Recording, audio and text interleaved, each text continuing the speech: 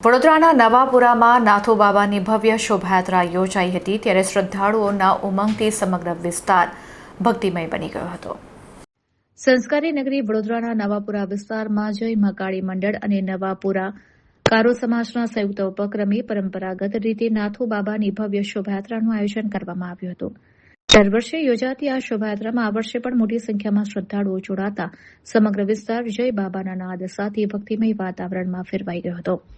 આ શોભાયાત્રા નવાપુરા સ્થિત પ્રખ્યાત મહાકાળી મંદિરથી ધામધૂમથી પ્રસ્થાન થઈ હતી, જે જનતા બિલ્ડિંગ 4 રસ્તા અને સુરસાગર 4 રસ્તા થઈને પોતાના નિર્ધારિત સ્થળે સંપન્ન થઈ હતી. શોભાયાત્રા દરમિયાન સમગ્ર માર્ગ ઉપર શ્રદ્ધાળુઓનો અદભુત ઉત્સાહ જોવા મળ્યો હતો. આ શોભાયાત્રાના આયોજન પાછળનો મુખ્ય ઉદ્દેશ રાજ્યમાં સારો વરસાદ થાય, ખેડૂતો તેમજ શ્રમિક વર્ગનો ઉદ્ધાર થાય અને સમગ્ર વિસ્તારમાં સુખ, શાંતિ અને સમૃદ્ધિ જળવાઈ રહે તે માટેની પ્રાર્થના કરવાનો છે.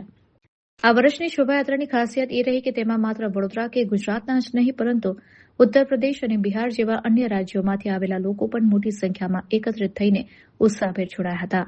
આયોજકો અને સ્થાનિકોએ એક સૂત્ર થઈને આ ધાર્મિક મહોત્સવને સફળ બનાવ્યો હતો.